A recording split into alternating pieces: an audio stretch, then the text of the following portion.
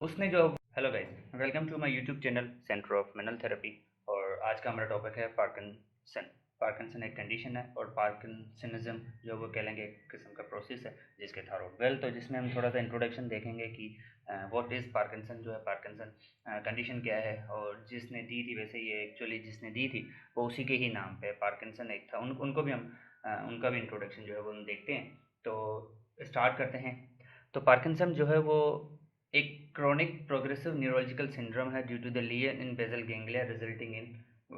तो ये क्रोनिक मतलब ये एक्यूट नहीं है, क्रोनिक है। प्रोग्रेसिव, प्रोग्रेसिव से मुराद यहाँ पे कि प्रोग्रेसिव से मुराद जो चीज़ एक पहले थी ये बढ़ती जाए। ऐसा नहीं है कोई चीज़ है कम होती जाती है। लेट्स सपोज कोई भी कंडीशन होती है जो है डेफिनेटली उसका अगर ट्रीटमेंट हो तो ये इसकी जो प्रिकॉशनरी तौर पे अगर इसका ये जो साथ साथ रिहेबिलिटेशन वगैरह हो तो ये जैसे ही अगर एक बार डेवलप होती जाए तो ये बढ़ती जाती है, वर्स होती जाती है अनटिल एंड अनलेस जो है इनके एहतियातन जो है प्रिकॉशनरी जो है वो डेफिनेटली रिहेबिलिटेशन और मेडिसिन वगैरह हैं। लेकिन जो कंडीशन है वो प्रोग्रेसिव है, इसीलिए इनको प्रोग्रेसिव न्यूरोलॉजिकल सिंड्रोम कहा जाता है क्योंकि ये न्यूरल है। डेफिनेटली जैसे ही डेवलप होती है तो ये वर्स की तरफ चली जाती है और फिर एक जो है वो पीक तक पहुंचती है। उसके बाद साइन एंड सिम्टम वगैरह जो बहरहाल वो बात की बात है। तो प्रोग्रेसिव से मुराद की एक बार अगर डेवलप हो जाए तो ये आहिस्ता आहिस्ता आहिस्ता जो है वो बढ़ती जाए। तो ये हम उसकी इंसिडेंस में देखेंगे कि किस एज वगैरह में। तो लियन होता है बेसल गैंग्लिया में। बेसल गैंग्लिया जो है न्यूक्लियाई सेल्स है। अमूमन जो है ये कह लें कि सबसेंशिया नाइग्रा जो है ब्रेन के पार्ट हैं। हम वो न्यूरो एनाटमी में मैंने उनके ऊपर एक वीडियो बनाई हुई है।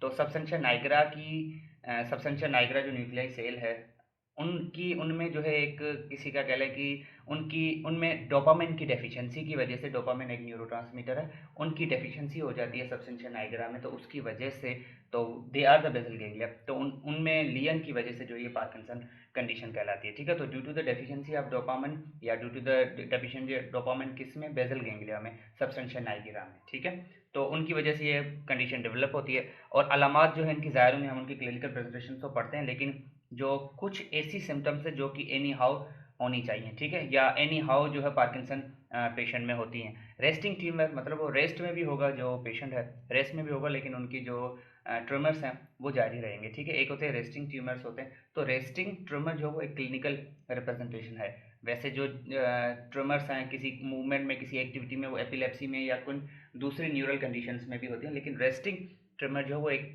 कह लें कि एक पहचान है, एक क्लिनिकल प्रेजेंटेशन है, एक क्लिनिकल मैनिफेस्टेशन है अपना पार्किंसन की। After this rigidity, rigidity is also है कॉम्प्लेक्सिटी। रिजिडिटी मतलब टोन का बढ़ जाना, हाइपरटोनिया, स्पास्टिक इनडायरेक्टली। तो there is a little bit difference कि रिजिडिटी और स्पास्टी में फ़र्क है, वो हम डिस्कस करेंगे। लेकिन रिजिडिटी भी इसकी पहचान है, लेकिन रिजिडिटी अगेन दूसरी कंडीशन भी है, सेरेब्रल पाल्सी है, उनमें भी होती रहती है। ठीक है, ब्रेडिकाइनेसिया मूवमेंट का स्लो हो जाना या अता की ख़त्म हो जाना, मूवमेंट का स्लो डाउन हो जाना। जिस तरह ब्रेडिकार्डिया होता है, हार्ट बीट का स्लो हो जाना। ब्रेडिकाइनेसिया मतलब मूवमेंट, काइनिया काइनेटिक वर्ड मोशन को इंडिकेट करता है। तो स्लोनेस ऑफ मूवमेंट या slowness of activity. Posture instability, इसमें जो पोस्चर बन जाता है वो पोस्चरल इनस्टेबिलिटी से मुराद की पोस्चर इम्बैलेंस है। डेफिनेटली आपके मसल्स अगर जो है पेशेंट के जो है वो एक तो मूवमेंट स्लो हो जाती है, ऊपर से मसल्स आपके रिजिडिटी में चले जाते हैं, कुछ मसल स्पास्टी में चले जाते हैं, तो डेफिनेटली बैलेंस आपका, इनफैक्ट इसमें पेशेंट जो है वो सामने आगे की तरफ झुक जाता है अर्ली एज में ही। लेकिन जो जीरियाटिक पॉपुलेशन जैसे आगे की तरफ फ्लैक्स होना शुरू हो जाती है उसमें इस का पोस्चर बन जाता है। ठीक है, स्टूप पोस्चर कहलाता है वो उसको भी हम आगे देखेंगे। तो वो भी एक इसकी जो है वो पहचान है पार्किंसन की।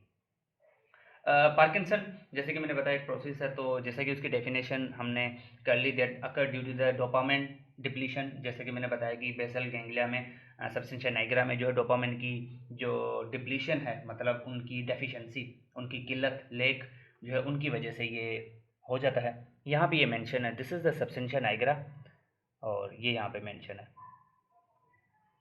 तो यहाँ पे हम चेक करेंगे, ये सबस्टेंशिया नाइग्रा है।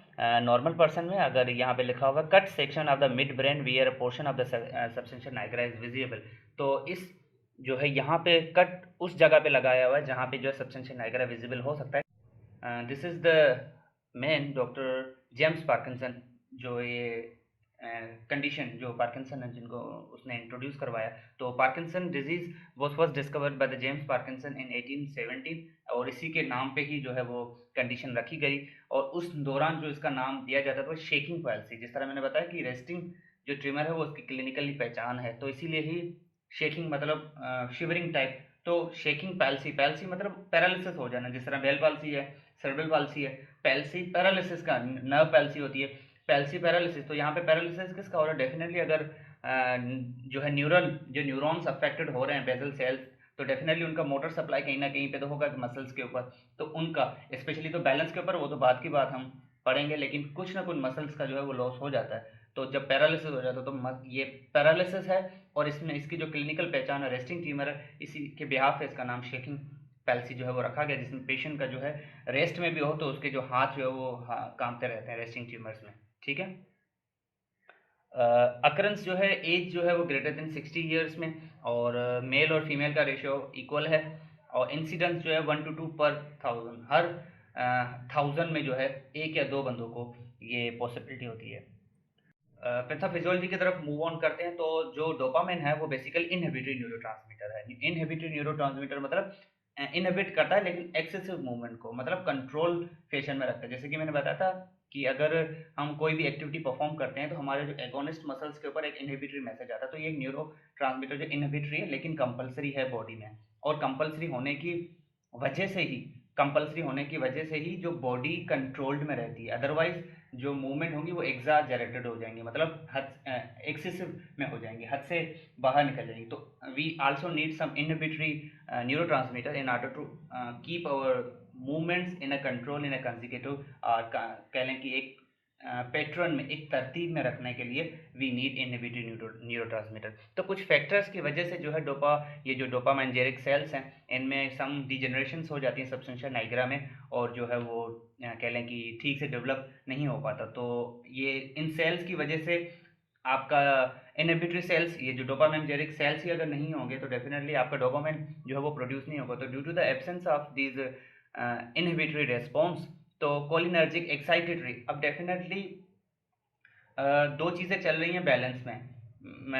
एक तरफ इनहिबिटरी है, एक तरफ जो है वो एक्साइटेटरी है। तो ये जो कोलिनर्जिक हैं ये एक्साइटेटरी है, फैसिलिटेटरी सेल्स हैं। तो अगर इनहिबिटरी नहीं होंगे तो जाहिर सी बात है, मैं बेस्ट मिसाल दूं कि जो बेल पाल्सी होती है, बेल पाल्सी या जो फेशियल पैरालिसिस होता है, लकवा जिसे कहा जाता है, तो उसमें क्या होता है कि दोनों तरफ फेस के जो मसल्स होते हैं, जब नॉर्मल की बात करूं तो नॉर्मल, तो एक तरफ के मसल जब कह लें कि एक तरफ की नर्व जब डैमेज हो जाती है तो डेविएशन उस तरफ नहीं होती, डेविएशन जो है वो अपोजिट तरफ हो जाती है। उसका रीज़न क्या है कि जब दो चीज़ें राइट और लेफ्ट बैलेंस में हैं, अब लेफ्ट वाली नर्व अगर इफेक्ट हुई, लेफ्ट वाले नर्व वीक हो जाएंगे तो राइट वाले फौरी तौर पे उसको पुल कर लेते हैं, because right are normal, they have a normal tone, they have a normal contraction. तो जैसे ही वो कॉन्ट्रैक्ट करेंगे तो दूसरे वाले को जो है वो पुल कर लेते हैं। तो ये यहाँ पे अगर इनहिबिटरी नहीं होंगे तो जो एक्साइटेटरी हैं वो ज़्यादा जो है स्टिमुलेट हो जाएंगे, भले ही वो उतने ही स्टिमुलेट हों, लेकिन जो पोर्शन दूसरे वाले इनहिबिट कर रहे थे अब वो पार्ट नहीं रहा, तो वो अपनी जगह पे उतने ही रिलीज होंगे, लेकिन अब उनको रोकने वाला कोई नहीं है, इसीलिए उनकी मूवमेंट जो है वो बढ़ जाती है, और वो ही मूवमेंट उतनी ही होती है लेकिन ज़्यादा इस सेंस में लगती है। तो जो पार्ट रोकने वाला काम इनहिबिटरी कर रहे थे, now they are no more in order to perform some inhibition. ठीक है। तो Lewy bodies formation, these are the neuronal eosinophilic जो है inclusion form due to the degeneration, और इन सबस्टेंशिया नाइग्रा में डिजेनरेशन की वजह से these body फॉर्म जो है वो फॉर्म करती हैं, और जो कि मजीद डोपामिन की डिफिशियंसी को जो है वो डिक्रीज करते हैं। ठीक है, डोपामिन की प्रोडक्शन को, तो अल्टीमेटली डोपामिन की डिफिशियंसी होगी सबस्टेंशिया नाइग्रा में, तो आपका इनहिबिटरी रेस्पॉन्स नहीं होगा, तो एक्साइटेटरी रेस्पॉन्स बढ़ जाएगा। एक्साइटेटरी रेस्पॉन्स बढ़ जाएगा तो आपकी एक्टिविटीज बढ़ जाएंगी, इसीलिए ही रिजिडिटी जो है इसकी सिम्टम इस सेंस में है क्योंकि रिजिडिटी में टोन बढ़ जाती है। ठीक है, क्योंकि वहाँ पे इनहिबिट करने वाला कोई नहीं है, इसीलिए उनका टोन बढ़ जाती है, इसीलिए रिजिडिटी और स्पासिटी जो है वो उनकी एक पहचान है, क्लिनिकल रिप्रेजेंटेशन है। आगे की तरफ मूव करते हैं। तो dopamine level in normal and Parkinson affected लिखा हुआ है, ऐसा जो है वो डायग्राम आपको शो कर रहा है। क्लिनिकल फीचर जैसे कि मैंने बताया, रेस्टिंग ट्रिमर्स जो है वो उनकी एक अच्छी पहचान है, जो कि एक क्लिनिकल प्रेजेंटेशन है। Bradykinesia, slowness of movement after the rigidity, मतलब टोन का जो है बढ़ जाना, हाइपरटोनिया, पोस्चरल एबनॉर्मलिटी, आगे हम उसकी देखेंगे कि किस तरह जो है उसका फेस जो है वो फेस मास्क हो जाता है, बिल्कुल फ्लैट हो जाता है, पोस्चर स्टूप हो जाता है, गेट जो है एबनॉर्मल गेट यहाँ पे लिखा हुआ है लेकिन बताता चलूँ शफलिंग गेट कहलाता है। वो बिल्कुल छोटे छोटे स्टेप लेता है, और अगर एक बार शुरू मतलब इनिशिएट, एक तो दिक्कत होगी इनिशिएट करने में, अगर इनिशिएट हो जाते तो रोकने में दिक्कत, क्योंकि छोटे स्टेप है, छोटे अगर स्टेप वो लेगा तो जो बेस ऑफ सपोर्ट होगी वो भी छोटी होगी, तो गिरने के चांसेस जो है वो ज़्यादा होते हैं, ठीक है। और सेकेंडरी कॉम्प्लिकेशन में psychological problem just because of neurons involvement, personality problem, definitely you can't maintain because there is involvement, auto autonomic disturbance होगी, sensory problem, sleep disturbance, ultimately because आपका हायर अथॉरिटी जो कि सारे फंक्शन परफॉर्म करता है, अगर वही अफेक्टेड है तो आपका जो है वो डेफिनेटली बाकी चीज़ें भी उनसे अफेक्टेड हो जाएंगी, ठीक है। तो this is somehow a Parkinson patient look like. तो इस पे आप चेक करेंगे, इसकी नेक जो है वो आगे की तरफ है, वैसे इसने दोनों पैर जो है वो आगे पीछे स्टेप लेंथ में, वैसे अगर इनको दोनों पैर बराबर कट्ठे जो वो कर दिए जाएं तो ये आगे की तरफ जो है वो झुका हुआ थोड़ा सा होता है। तो इसका हेड जो है वो फॉरवर्ड देख लें, हेड इज हेल्ड फॉरवर्ड, ठीक है। एंड ड्रूपिंग जो है वो आईलेट्स, ड्रूपिंग आईलेट्स जो, and open mouth and salivary drooling, definitely sensory involvement है वहाँ पे, तो उनके ऊपर उनका जो है वो कंट्रोल नहीं होता, तो ये सेंसरी जो सेलिवरी ड्रूलिंग है ये भी इसकी एक पहचान है। रेस्टिंग ट्रिमर जो कि मैं ऑलरेडी बता चुका हूँ, एंड स्लो शफलिंग गेट यहाँ पे मेंशन है, बिल्कुल छोटे वो स्टेप्स लेगा, और स्टेप तो छोटे लेगा लेकिन बिल्कुल स्लो मूव करेगा, ब्रेडिकाइनेजा, तो slow movement is the bradykinesia. Abnormal gait की अगर बात करो तो shuffling gait and short steps, ठीक है। अगर शॉर्ट स्टेप्स है तो इनकी कैडेंस जो है वो ज़्यादा हो जाएगी। मूव ऑन करते हैं आगे क्लिनिकल जो है इनकी मैनिफेस्टेशंस की तरफ। तो ट्रिमर जो है वो involuntary and oscillatory movement seen in the fingers, थोड़ा सा उसको हम एक्सप्लेन करते चलते हैं, जैसे कि यहाँ पे जो वो फिंगर शो कर रही है। तो इनवॉलंटरी एंड ऑसिलेटरी मूवमेंट होती है जो कि ज़्यादातर fingers, arms, head, lips, tongue and jaws में जो आर अपना resting in nature, they are resting tremor, जो कि इनकी ऑलरेडी जो है पहचान है। अगर 3 to 6 पर सेकंड, मतलब 3 to 6 oscillatory movement, 3 to 6 trimmers total पर सेकंड, एक सेकंड में जो इतने बार जो है वो बिल्कुल करता है, जो कि तभी कहते हैं रेस्टिंग, मतलब वो हर वक्त, क्योंकि सेकंड इज नथिंग, सेकंड में ही अगर ये 3 से 6 बार अगर शेक करता है, रिपीट करता रहता है, तो डेफिनेटली ये थ्रो जो है वो चलता रहेगा। And can be examined by the out straight patients on, और tremors of hand are of pill rolling character, ये उनकी एक कह लें कि क्लास है। They are aggravated by the emotion and the physical stress, जैसे ही पेशेंट के ऊपर अगर ये भी अगर उनकी पहचान, अगर उनके ट्रिमर जो वो बढ़ने लगे तो इट मीन पेशेंट जो है फिजिकली या मेंटली जो है वो स्ट्रेस में है, और ये अमूमन यूनिलेटरल होते हैं इनिशियली, और बाद में जो है वो they become generalize, and they occur due to the 60 to 80% of dopaminergic cells destruction. Ultimately वही बात है, न्यूरॉन्स के इन्वॉल्वमेंट की वजह से अगर ये सेल्स नहीं होंगे तो आपका डोपामाइन जो है वो जनरेट प्रोड्यूस नहीं होगा। Bradykinin is simply a slowness of the voluntary movement. This is how a Parkinson patient look alike. इसमें देखें आप, बिल्कुल वो forward head posture, forward head not only forward head जो हेड है, लेकिन उसके साथ इसका जो ट्रंक है वो भी आगे की तरफ झुक रहा है। तो और जैसे ही आगे की तरफ जो है वो मूव ऑन करेगा, तो जैसे बूढ़े लोग जेरियाट्रिक पॉपुलेशन मूव करती है ना, उस तरह इसकी जो है वो पोस्चर जो वो हो जाएगा। इसके लिए ये सपोर्ट भी यूज़ करता है। ए काइनेसिया मैंने बताया था कि ए वर्ड जिसके आगे लगता है तो वो इंडिकेट करता है उस चीज़ का खत्म हो जाना, उस चीज़ की एब्सेंस को शो करता है, ठीक है। Akinesia is inability to initiate movement, but bradykinesia is the slowness of movement, ठीक है। ब्रेडी वर्ड है मतलब कम, ए बिल्कुल नहीं, मतलब बिल्कुल वो मूवमेंट को ना, और difficulty in repetitive movement.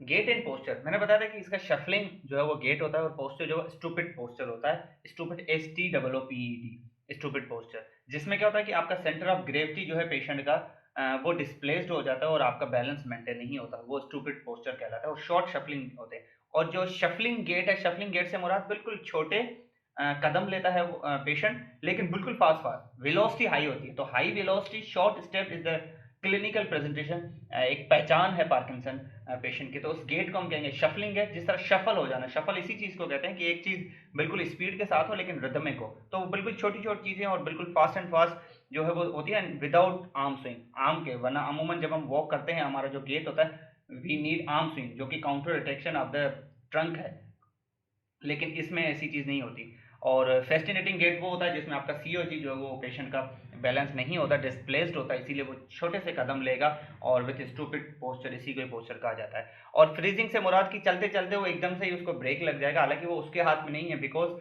All the muscles they are controlled, neuromuscular coordination वाली वीडियो में हमने पढ़ा था, they work under the stimulation of nerve. तो अगर इसका जो है पार्किंसन में वो न्यूरल पार्ट जो हिस्सा है बेजल गेंगलिया का, सबस्टेंशिया नाइग्रा, अगर वो अफेक्टेड तो उसका पार्ट ही मेन रोल बैलेंस की तरफ है। तो foot flat strike instead of heal strike, जैसे हमने गेट साइकिल वाली वीडियो में पढ़ा था कि जो 5 स्टेप्स होते हैं स्टांस फेज के, तो गेट हमेशा जो इनिशिएट जो स्टार्ट लेता है वो हील स्ट्राइक से लेता है, जो एडी को हम स्ट्राइक करते हैं ग्राउंड के साथ। लेकिन इसमें जो है वो कंट्रोल एक्सेस नहीं होता और रिजिडिटी की वजह से जो है वो बिल्कुल फुट जो है वो बिल्कुल फ्लैट फ्लैट जो है वो सीधा का सीधा जो है वो बिल्कुल ग्राउंड पे रख के ये जो वॉक करता है, इसीलिए ही इम्बैलेंस जो है वो जनरेट होता है। हालांकि ये इसके हाथ में नहीं होता। और फॉल जो है due to balance abnormality fall के चांसेस बिल्कुल होते हैं। तो 45% फॉल जो है फॉरवर्ड होता है, 20% लेटरल फॉरवर्ड इस सेंस में क्योंकि आपका ज़्यादातर झुकाव जो है वो आगे की तरफ है, पेशेंट के हेड के साथ ट्रंक भी जो है वो फॉरवर्ड फ्लैक्स है, तो इसीलिए डेफिनेटली आगे गिरने के चांसेस होते हैं। और स्टूपिड फ्लैक्स पोस्चर ऑलरेडी मैं डिस्कस जो है कर चुका हूँ, जो कि मस्कुलर वीकनेस की वजह से और turning difficulty due to the reduced rotation वाली मूवमेंट बिल्कुल ही कम होती हैं, डेफिनेटली वो ज़्यादा वॉक के ऊपर ध्यान देता है, तो इसीलिए आपका जो है टर्निंग डिफिकल्टी भी होती है। और दिस इज़ हाउ द अपना पार्किंसन पेशेंट लुक लाइक। तो जैसे कि आप देखो कि फर्स्ट स्लाइड है, जैसे ही वो आगे मूव ऑन करने की कोशिश करता है वो झुकता हुआ जाता है, तो ये डिफरेंट जो है वो कह लें कि उनके स्टेप्स शो कर रहा है। सम हाउ स्टेप लेंथ है, किसी में जो है वो स्टेप मूव करने की कोशिश कर रहा है, किसी में स्ट्राइड है, किसी में बिल्कुल बेस आपसे वो बेस कह लें कि बेस विड्थ वाली पोजीशन में बिल्कुल पैरेलल पे, just here you can see and this is a step. अब इसमें आप देखो इसने बिल्कुल जो है सीधा वाला जो राइट पैर है इसका, तो उसने बिल्कुल फ्लैट पोजीशन में ही उसको रखा है। मार्क्स फेस से मुराद की जो फेस होगा वो फेशियल मसल कह लें कि रिजिडिटी या स्टिफनेस की वजह से, तो वो एक बिल्कुल एम्प्टी मास्क या वेकेंट मास्क लाइक जो वो फेशियल उसका बन जाता है, उनकी एक अपीयरेंस बन जाती है ब्रेडिकाइनेस और फेशियल मसल स्टिफनेस की वजह से, तो इसीलिए ही उनको कहा जाता है। ठीक है, और जिसमें कोई एक्सप्रेशंस वगैरह नहीं होते तो एक्सप्रेशन लेस फेस कहलाता है, इसीलिए उसको फ्लैट मास्क कहा जाता है बिल्कुल। तो हाइपोमीमिया कहलाती है expressionless face. Speech problem definitely होनी है और it occurs 89% of the patient and dysarthria, जो कि बोलने में दिक्कत डिफिकल्टी इन स्पीच या स्पीच आर्टिकुलेशन मतलब कंप्रीहेंशन वर्ड्स का जो कलेक्शन है, या जो कह लें कि बोलने की जो कैपेबिलिटी है उसमें, मतलब वो वर्ड्स तो बोलेगा लेकिन पूरे नहीं, दोनों की कोई कंप्रीहेंशंस नहीं होगी। क्वाइट पॉसिबल एक वर्ड जो वो ब्रेक कर ले, और समटाइम ऐसा होता है कि दो दो वर्ड्स के बाद इस तरह करके। तो हाइपोफोनिया जो है इस स्लो लो पिच है, सॉफ्ट लो पिच्ड, ये पिच के ऊपर है बिल्कुल जो है धीमी पिच के साथ। साइकोलॉजिकली डेमेंशिया जो है 1/3% ऑफ द पेशेंट में होता है fear, anxiety, hallucination, confusion. Definitely आपका अगर ऐसी कंडीशन डेवलप हो जो कि एक सिंड्रोम है बेसिकली, और जो कि ये तो डिजीज़ है वैसे, लेकिन इसमें कलेक्शन होगी आपका सेंसरी प्रॉब्लम, आपका साइकोलॉजी है, तो आपका मेंटली जो है लेवल होगा वो भी डेफिनेटली जो है वो लो हो जाता है और आप स्ट्रेस में चले जाते हो, तो ये सारी चीज़ें आप जो है फेस करते हो। ठीक है, एंजाइटी, हेलुसिनेशन, कंफ्यूजन वगैरह। ऑटोनॉमिक प्रॉब्लम से मुराद स्टैटिक हाइपोटेंशन एंड स्टैंडिंग, खड़े रहने में जो है दिक्कत, बोल एंड जो है ब्लेडर प्रॉब्लम, वो because of neural involvement, constipation, sweating and urinary urgency again due to neural and dryness of skin and dandruff. Sensory problem, pain, paresthesia, numbness. Again, these are the clinical symptoms of nerve involvement, increased temperature, burning sensation. Sleep disturbance, altered sleep and wake cycle, and excessive daytime sleep, insomnia, or somehow difficulty in sleep. Investigations में हमारे पास lab test तो इसके लिए as such नहीं होती, लेकिन अमूमन जो डायग्नोसिस होता है वो सीटी एमआरआई से, बिकॉज द न्यूरल इन्वॉल्वमेंट है, तो अगेन हम जो है न्यूरल इन्वॉल्वमेंट देखेंगे। The presence of classical symptom, जो कि अभी अभी हमने देखी, unilateral onset and the symptom relieve by the L dopa, जो कि हम आगे उनको मैनेजमेंट में देखेंगे। डिफरेंशियल डायग्नोसिस, बाकी ऐसी कंडीशन जो कुछ इनकी सिम्टम जो रिप्रेजेंट करती है, जिस तरह मैंने बताया अल्जीमर्स डिजीज़ है, ब्रेन ट्यूमर्स हैं, सेरेब्रल लीजन्स हैं, और toxin exposure, stroke itself, and the ninth nerve paralysis, Huntington's disease, and hypothyroidism, multiple sclerosis and ALS. Finally is the management में जो मैनेजमेंट की तरफ मूव करें तो पार्किंसन उन कंडीशंस में है जिनमें आफ्टर द फार्माकोलॉजिकल ट्रीटमेंट, मतलब मेडिसिन के बाद 80% जो है रिहैब की तरफ उसने जाना होता है। और अगर आप जो बाहर के ममालिक में हैं, न्यूरो रिहैब सेंटर्स बने होते हैं for specially for the, and Parkinson is one of those which requires not only the physiotherapy but particularly needs a complete occupational therapy basically.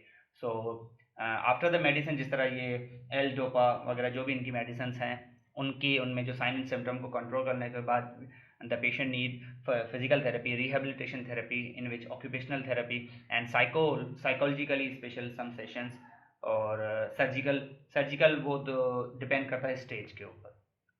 आगे की तरफ मूव करते हैं। फार्माकोलॉजिकल में डोपामाइन वगैरह या जो एल डोपामाइन वगैरह मैंने बताया, ये उनका फार्माकोलॉजिकल ट्रीटमेंट है, जिसमें हम उनको स्पेशली साइनामेटिस कह लें कि मोस्ट या कह लें कि ड्रग ऑफ चॉइस है।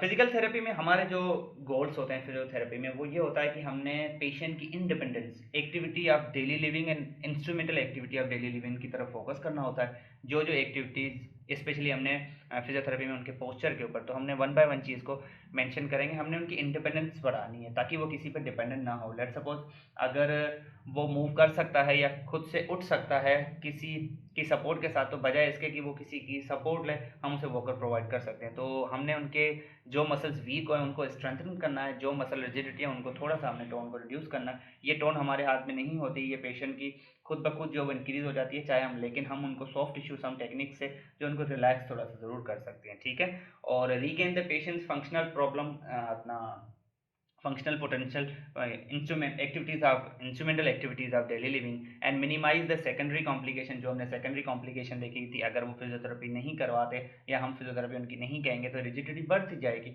और चांसेस हैं कॉन्ट्रैक्चर डेवलप हो जाए। अगर उनके पोस्चर के ऊपर ध्यान नहीं देंगे, फॉरवर्ड है, तो डेफिनेटली कॉम्प्लिकेशंस जो सेकेंडरी हमने पढ़ी थी वो ज़्यादा बढ़ जाएंगे, ठीक है।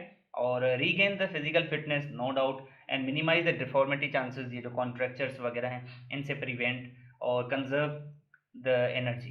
मोड से फिजिकल एजेंट्स हैं, एक्सरसाइजेज हैं, असिस्टिव डिवाइस। फिजिकल एजेंट से मुराद कि हमने लेट सपोज अगर कंडीशन जो भी हैं पेन किलर तौर पे, ये अगर कॉन्ट्रैक्चर वगैरह स्टेजेस पे डेवलप, तो हम अल्ट्रासाउंड वगैरह भी यूज़ करते हैं। और एक्सरसाइजेज की तरफ जाना होता है। असिस्टिव डिवाइस से मुराद कि अगर बिल्कुल फ्लैक्स पोस्चर है तो वॉकर या वॉकिंग एड रिकमेंड कर सकते हैं। अगर बिल्कुल खड़ा हो सकता है तो बैलेंस के लिए हम उनको केन या स्टिक वगैरह रिकमेंड कर सकते हैं। Generalize home based rehabilitation program, no doubt, क्योंकि जितना वो खुद से करेगा उसके लिए लाइक पैरेलल बार्स हो गया, मिरर थेरेपी, और डिफरेंट और भी थेरेपी आती है, कंबाइंड बिहेवियर थेरेपी, और भी काफ़ी थेरेपीज़ हैं जो कि हम उनको रिकमेंड कर सकते हैं। ग्रुप ट्रेनिंग जो है, और एनर्जी कंजर्वेशन टेक्निक्स। एक्सरसाइजेज का गोल अल्टीमेटली यही होगा कि हम उनकी जॉइंट इंटीग्रिटी वगैरह को मेंटेन करें, उनकी प्रोप्रियोसेप्शन के ऊपर हम उनके मसल मेंटेन करें, जो हाई टोन में उनको नॉर्मल की तरफ ले आएँ, और स्ट्रेंथ उनकी गेन कराएं, फ्लेक्सिबिलिटी, ताकि उनकी मूवमेंट जो स्पास्टी है तो डेफिनेटली वहाँ पर रेंज ऑफ मोशन कम होगी, तो flexibility exercise, stretching exercise and endurance के ऊपर। और अल्टीमेटली हमारा मकसद होगा strengthening, stretching, flexibility, balance. Strengthening की उनकी बात हो रही जो मसल्स वीक होते जा रहे हैं, स्ट्रेचिंग उन मसल की जो शॉर्टेंड होते जा रहे हैं। लाइट सपोज रिजिडिटी है तो वहाँ पे मसल जो है वो समहाउ स्टिफ तो होंगे ही। और flexibility exercises in order to gain the range, full range gain करने के लिए। बैलेंस एक्सरसाइज, डेफिनेटली आपका स्ट्रूप और शफलिंग गेट है तो आपका बैलेंस जो वो ख़राब होगा, तो आपको जो बैलेंस के लिए, स्पेशली इन कोऑर्डिनेशन के लिए, फ्रैंकलिन एक्सरसाइज आर मोर कह लें कि रिकमेंडेड। और जिसमें हम अपना बैलेंस के लिए हम मिरर थेरेपी भी उनको जो वो करा सकते हैं। Breathing, deep breathing exercises specially in order to maintain the कह लें कि बलून मैकेनिज्म। और फेशियल मोबिलिटी एक्सरसाइजेज, और रेंज ऑफ मोशन एक्सरसाइजेज, और कोऑर्डिनेशन एक्सरसाइजेज। तो these are the target which are achieved. तो यहाँ पे हम एग्जांपल्स देंगे वन बाय वन करके। स्ट्रेंथनिंग एक्सरसाइज हमने उन मसल्स पे ध्यान देना जो एंटी ग्रेविटी मसल्स हैं और जो वीक है। लेट्स सपोज बैक के मसल्स वीक है तो यहाँ पे जैसे आप देखेंगे ये ब्रिजिंग परफॉर्म हो रही है।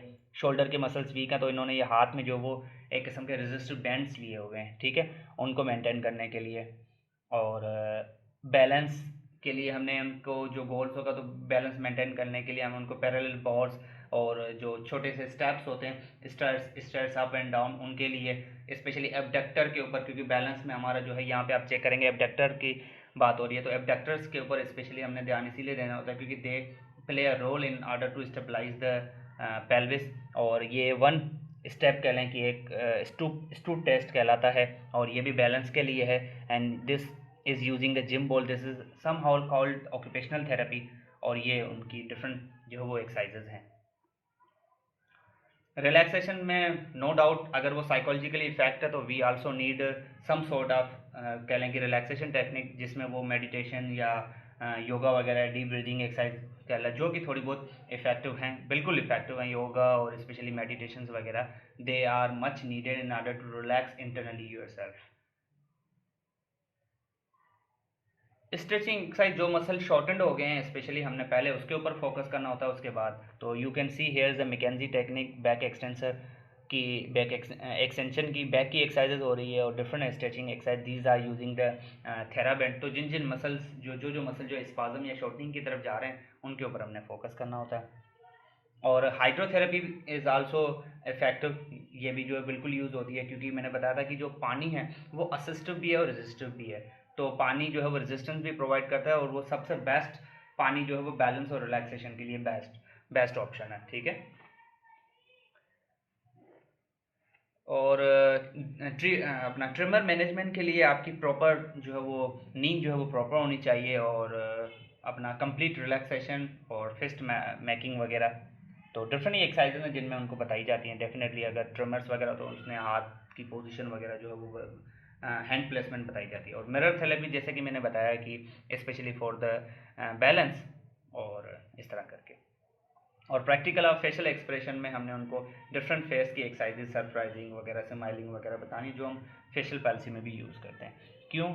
रीज़न ये है कि एक्सप्रेशन जो है वो बहुत ही नीडेड है। जैसे कि ऑलरेडी हमने यहाँ पे देखा कि जो फ्लैट जो मास्क फेस हो जाता है वो just because of expression less हो जाता है, इसीलिए हमने उनको एक्सप्रेशन सिखाना। तो जो छोटे छोटे स्मॉल मसल्स हैं फेस के, उनको हमारे हमने जो है वो काम कराना होता है, ठीक है।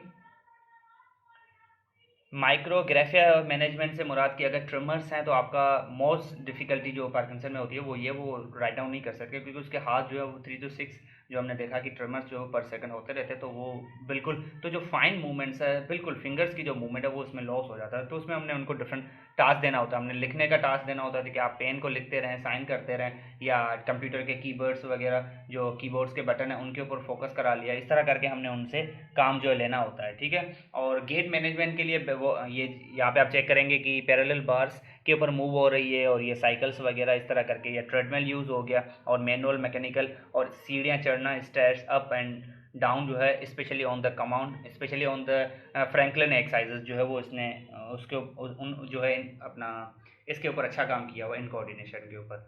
और पोस्चर मैनेजमेंट में अगर हम बात करें तो modified wall and corner pushups हैं, और अगेन पोस्चर के मेंटेनेंस के लिए, क्योंकि उसमें स्टू शफलिंग पोस्चर हो जाता है। लीनिंग फॉरवर्ड विथ पाम्स, अगर हम कोई भी चीज़ जो है वो लीनिंग फॉरवर्ड, मतलब ये उसके टास्क दिए जाते हैं, अल्टीमेटली उसका काम यही होता है कि अगर वो फॉरवर्ड हेड उसका पोस्चर है तो हमने उनके एक्सटेंसर पे वो काम करना होता है, क्योंकि उसको अगर हम कॉन्ट्रैक्ट कराएंगे तो वही हेड को पीछे ले आएगा। अगर ट्रंक उसका आगे की तरफ जा रहा है तो हमने बैक एक्सटेंसर, जो ट्रंक के एक्सटेंसर्स हैं, जो बैक मसल्स हैं, उनके ऊपर ध्यान देना होता है अल्टीमेटली। और एरोबिक कंडीशनिंग में जो है फ्लेक्सिबिलिटी एक्सरसाइजेज है, हेड टर्न एंड टिल्टिंग है, एंकल सर्कलिंग इन एयर है, नेक एंड ट्रंक ट्विस्टिंग है, वॉकिंग है, stationary bicycle, as you can see using the stationary bicycle, और खड़ा करके स्टेप्स पहले 10-15 आगे की तरफ, ये जस्ट बैलेंस कर ली। जिस तरह वो आर्मी की एक ट्रेनिंग में जिस तरह जो मार्चिंग कराई जाती है ना, तो उन मार्चिंग के आपने देखोगे कि सारी लाइन में जो सारे जितने भी ऑफिसर्स होते हैं आर्मी के, उनके स्टेप्स एक ही डिस्टेंस के लिए होते हैं। तो उसका रीज़न ये होता है कि उनकी जब प्रैक्टिस होती है तो उसमें एक मखसूस स्पेसिफिक कह लें कि साइज का बांधा जाता है पैरों में, ताकि उनके कदम जो है, स्टेप जो है वो बिल्कुल मैच करें, और वही उनको जो है चलने में बैलेंस के लिए। तो आपने नीचे देखने की जरूरत नहीं होती। एक नॉर्मल बंदे की नहीं, मैं पार्किंसन वाला बंदा देख देख के कदम लेता है, जस्ट बिकॉज ऑफ कह लें कि लेक ऑफ इन कोऑर्डिनेशन या लेक ऑफ बैलेंस। तो इसीलिए उसकी आंखें अमूमन बंद कर दी जाती हैं, या ऊपर कहते हैं कि आप ऊपर देखो, और नीचे उसको कहते हैं पहले आप आगे स्टेप लो फिर लेफ्ट लो। तो ये अगेन जो है वो कह लें कि एक्सरसाइजेज का जो है पार्ट ही है,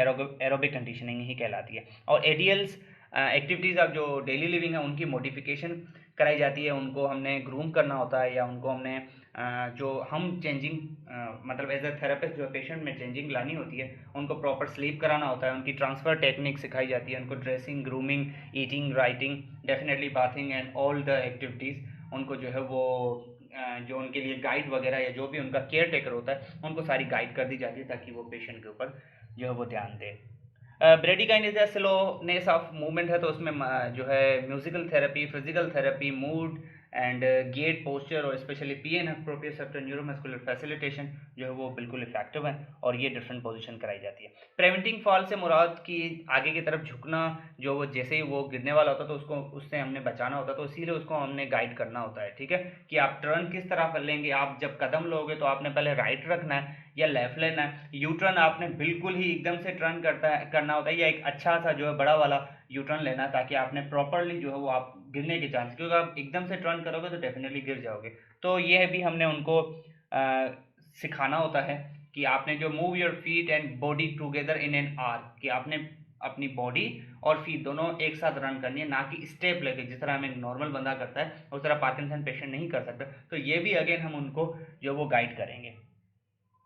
और क्लॉक टर्न भी हमने उनको, क्लॉक टर्न भी जो है टेक्निक है very useful in small areas and when you are stopped and must run. ये स्पेशली जो हम टेक्निक परफॉर्म करते हैं, जैसे कि मैंने बताया था कि इसमें एक स्पेशली जो फ्रीजिंग वाला पार्ट होता है कि चलते चलते बिल्कुल रुक जाना, तो उसके लिए हमने एक क्लॉक की शक्ल 3 to 12 जो 3 6 9 12 जो बनाई होती है, जिसमें हमने उनको कमांड भी करना होता है और साथ साथ उनके कह लें कि बताना भी होता है कि आप यहाँ पे टर्न करें और यहाँ पे जो है वो स्टार्ट करें और स्टॉप करें, आप इतने स्टेप लो, इतना जो है। तो ये अगेन एक बैलेंस का पार्ट है और इनडायरेक्टली कोऑर्डिनेशन का, ताकि आपने चारों तरफ, क्योंकि हमने देखा था कि 45% जो है वो आगे गिरने के चांसेस होते हैं, 20% लेट, तो हमने लेटरली तो हमने चारों तरफ जो है उसका ध्यान देना होता है और बैलेंस का ख्याल रखना होता है। अवॉइड वॉकिंग बैकवर्ड से मुराद backward walking is somehow very difficult. तो स्टेप जो है साइड वे, जिस तरह मैंने बताया 20% लेटरल इनस्टेबिलिटी होती है, गिरने के चांसेस होते हैं, तो साइड वे स्टेपिंग जो है इनको बिल्कुल कराई जाती है कि आपने कुछ स्पेस के साथ साथ आप साइड में जो है साइड के साथ साइड में जो है मूव ऑन करते रहे। असिस्टिव डिवाइसेस में आई ऑलरेडी टोल्ड कि एक किसी की और सपोर्ट से बजाय कि अपनी खुद ये एक्टिव असिस्टेड में आ गई तो वो यूज़ करे। अगर उसको पोस्चर ऑलमोस्ट सीधा थोड़ा बहुत आगे की तरफ झुका हुआ तो वो स्टिक या दिस इज केन, अगर वो बिल्कुल झुका हुआ है और होल्ड नहीं कर सकता तो वो वॉकिंग फ्रेम की तरफ जो है वो जा सकता है। और ये अगेन असिस्टिव डिवाइस है और ये हमने इसीलिए ही अवॉइड करानी होती है, जस्ट बिकॉज इसका बैलेंस ऑफ सपोर्ट ज़्यादा है। तो बैलेंस ऑफ सपोर्ट अगर ज़्यादा होगा तो ये जहाँ पे ज़्यादा स्टेबिलिटी नीडेड होती है और पार्किंसन में हमें इतनी स्टेबिलिटी नहीं होती। और अगेन ये इसीलिए भी जो है वो कह लें कि मना किया जाता है, ताकि आप इंडिपेंडेंसी की तरफ आए, ना कि डिपेंडेंसी की तरफ, ठीक है। वन पॉइंट कैन इज कह लें कि जिस तरह मैंने बताया थी जो इफेक्टिव है, और ये भी वॉकिंग ही है, step over one van walker वगैरह, ये तो उसके लिए गाइडेंस के। साइकोलॉजिकल काउंसलिंग के लिए आप you need motivation and idea sharing, and जो जो भी साइकोलॉजिकली सेशंस लिए जाते हैं तो वो भी समहाउ इफेक्टिव हैं। और सर्जिकल इंटरवेंशन की तरह अगर हम देखें तो फॉर कॉमन जो है यूज़ होते हैं और ये उनके नाम हैं। अगेन ये सर्जरी का पार्ट है और हम इसके ऊपर इतना ध्यान नहीं दे रहे। और prognosis, very poor prognosis due to the idiopathic cause, इनका कोई कॉज नहीं है तो इनके प्रोग्नोसिस के चांसेस जो वो बहुत ही कम होते हैं फुल रिकवरी में। और साइन एंड सिम्टम को कंट्रोल है।